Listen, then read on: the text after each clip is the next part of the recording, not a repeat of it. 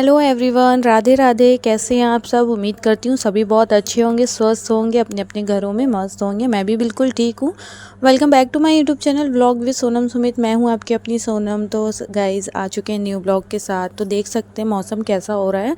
मतलब इतना ज़्यादा तूफ़ान आया हुआ था ना कल कि पूछो ही मत। मतलब मैं थोड़ा सा शूट करने गई कि चलो थोड़ा सा मौसम अच्छा है, थोड़ा सा वीडियो शूट हो जाएगा। बट मैं तो ऐसा डर के मारे अंदर ही आ गई थी, क्योंकि ऐसा धड़ाधड़ चीज़ें गिरने लगी थी ना कि पूछो ही मत। मतलब एक सेकंड में मौसम ऐसा पलट गया था कि क्या ही बताएं। हालांकि मौसम जो है सुबह से ही थोड़ा सा मतलब ऐसा था कि चलो धूप वगैरह नहीं थी, बादल बने हुए थे। तो हम लोगों ने कहा कि चलो ठीक है। मैं गई हुई थी मम्मी के घर, तो वहाँ पे तो खैर मैंने व्लॉग शूट नहीं किया कुछ भी। फिर हम लोग वहाँ से रिटर्न आ गए थे। हम लोग आ गए थे 12 बजे करीब, संडे का दिन है। तो हम लोग 12 बजे ही आ गए थे, 12 साढ़े 12 बजे। और फिर उसके बाद हमने सोचा थोड़ा सा रेस्ट कर लेते हैं, फिर वही रूटीन हो जाता है शाम का काम वगैरह सारी चीज़ें। तो गाइज़ हम लोग लेटे थोड़ी देर, और 3:30 बजे के बाद दिन में इतनी तेज़ तूफ़ान आया ना, धीरे धीरे करके ऐसा बढ़ गया एकदम से, जैसे कि मतलब मैं तो डरने ही लगी थी बाबा।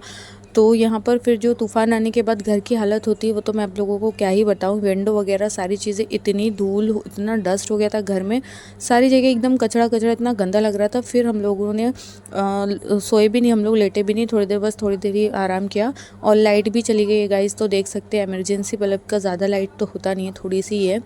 तो लाइट एकदम से चली गई थी। फिर हम लोग लग गए थे यहाँ पर बेडशीट वगैरह क्लीन करने में। तो हमने किए पूरे घर की फिर डस्टिंग, क्योंकि काम इतना बढ़ गया था ना कि पूछो ही मत। और ये तूफ़ान के बाद मेरा काम ज़्यादा ही बढ़ जाता। फिर लग गए थे हम लोग घर की साफ़ सफाई में। और ये हस्बैंड अभी जा रहे हैं, क्योंकि ना मैं आप लोगों को आगे बताती हूँ क्यों जा रहे हैं, कहाँ जा रहे हैं।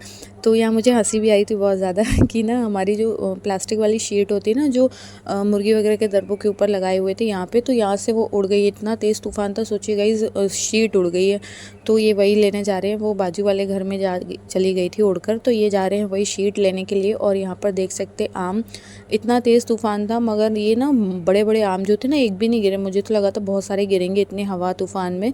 तो ये बड़े आम तो कुछ भी नहीं गिरे। देख सकते हैं गाइस कितने सारे आम लगे हुए हैं यहाँ पर। ये जो पेड़ है ना, ये हमारे बाजू वाले घर में लगे हुए हैं।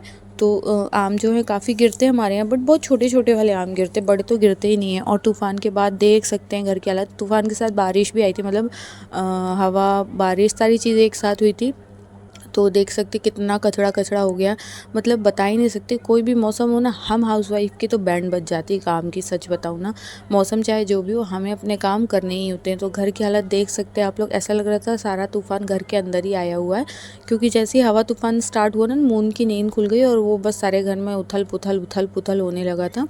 तो अब मैंने सारे घर की क्लीनिंग कर दी, झाड़ू पोछा सारा कुछ करने के बाद शाम को गाइज मैंने वापस से झाड़ू पोछा सारी डस्टिंग वगैरह की, क्योंकि बहुत गंदी हालत हो गई थी घर की। और फिर सारा काम करने के बाद लाइट भी नहीं थी, तो मैंने कहा क्या करें। तो मैं बाहर बैठ गई उजाले में, यहाँ पे घर के हॉल में ही बैठ गई थी। मैंने कहा चलो करेला ही काट लेते, तब तक क्या ही करेंगे हम लाइट गोल में। और मच्छर जो है काफ़ी परेशान करने लगे थे, क्योंकि जैसे जैसे अंधेरा होने लगता है ना, वैसे वैसे मच्छरों की तो भाई बारात ही आने लगती है घर में। तो यहाँ पर बैठकर मैं यही सोच रही थी, भगवान मौसम कोई भी हो, ठंड गर्मी बरसात आंधी तूफान जो भी हो, हम हाउसवाइफ को अपनी ड्यूटी से कभी छुट्टी नहीं मिल सकती। मतलब काम ऊपर से डबल। सारे घर की सफाई करने के बाद फिर मैंने भी मुँह हाथ वगैरह धोया, फ्रेश हुई और रेडी होकर मैं बैठ गई हूँ अब अपने सब्जी वगैरह काटने के लिए। फिर ये सब्जी वगैरह काटने के बाद फिर जो है रात के खाने वाने की तैयारी करूँगी। और शाम को थोड़ी देर लाइव आती हूँ, बट आज तो मुश्किल ही है, क्योंकि लाइट ही नहीं है तो कहाँ से लाइव आएंगे। मोबाइल में बैटरी भी नहीं थी गाइज मेरे। तो मैं सोच रही थी बस लाइट आ जाए। तो लाइट पता है आप लोगों को, 3:30 बजे जैसे आंधी तूफान स्टार्ट हुआ तब से ही लाइट गोल हुई थी। और लाइट आई है शाम को 7:30 बजे के बाद। और तब तक तो मेरे मोबाइल की बैटरी इतनी ज़्यादा डाउन हो चुकी थी, मतलब बता ही नहीं सकती हूँ मैं तो क्या हो गया था। मैं ऐसा लग रहा था पता नहीं बस लाइट आ जाए जल्दी से। कभी कभी इतना एहसास होता ना, बिना लाइट के बिना पानी के रहना मनुष्य के लिए कितना ज़्यादा मतलब वो हो चुका है कि रह ही नहीं सकते हम बिना लाइट के और बिना हवा के बिना पानी के। बहुत मुश्किल होती गाइज़। तो यहाँ पर फिर मैं लगी थी करेला काटने में, क्योंकि करेले को जो है रात में काट के रख दो तो सुबह तक इसका कड़वापन थोड़ा सा कम हो जाता है। और मुझे ना करेला बहुत अच्छे लगते हैं, पराठे के साथ खाओ तो बहुत ही ज़्यादा अच्छे लगते हैं। बट मैं तो खा ही नहीं पाऊँगी, क्योंकि कल है मंडे और मेरा तो व्रत रहता है। तो हस्बैंड को नाश्ते में टिफ़िन में बनाकर दे दूँगी। और मून के लिए तो सोच रही हूँ मैं कुछ बना दूँगी सुबह, क्योंकि उसको कुछ भी बनाकर रखो वो खाता तो वैसे ही नहीं, सारा टिफ़िन वापस ले आता है। बड़ी गुस्सा आने लगती है मुझे कभी कभी।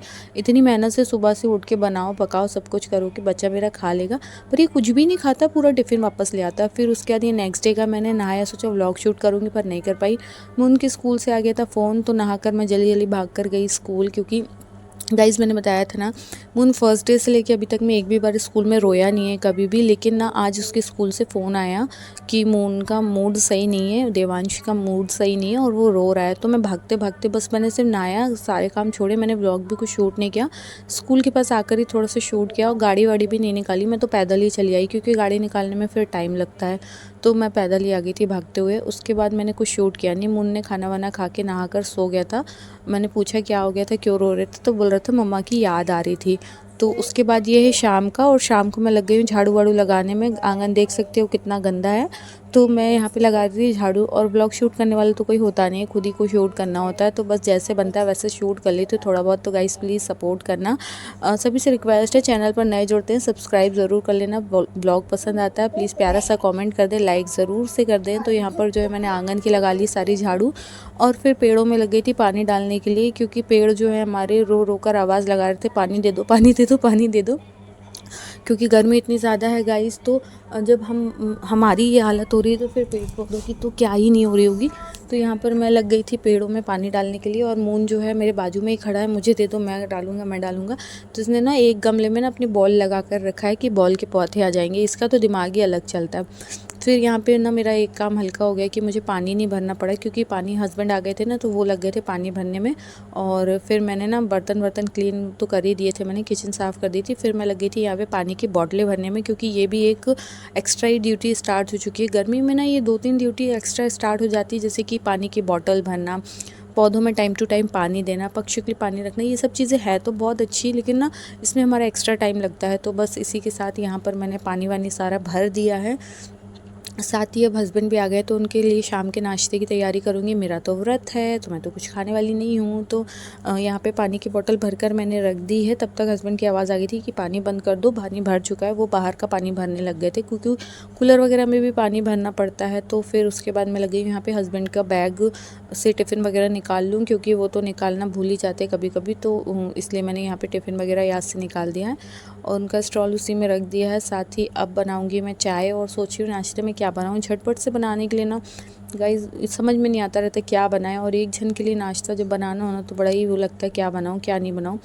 तो फिर मैंने सोचा कि चलो चीला बना देती हूँ, जो जल्दी भी बन जाएगा। और फिर क्या रहता है ना, फिर एक जन के लिए कितना ही क्या बनाओगे, तो चीला क्या है ना हिसाब से बना देते। तो यहाँ पर मैंने फटाफट से बेसन और आटे को मिक्स करके, ये वाला चीला ना गाइस अभी अगर आप लोगों ने नहीं खाया तो ट्राई ज़रूर कीजिएगा।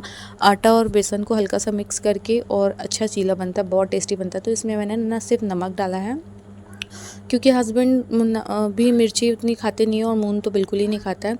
तो यहाँ पर चीला बनकर हो गया है रेड। इसी के साथ ब्लॉग को करते हैं यहीं एंड। कैसा लगा ब्लॉग कमेंट में ज़रूर से बताइएगा। Bye bye friends, good night.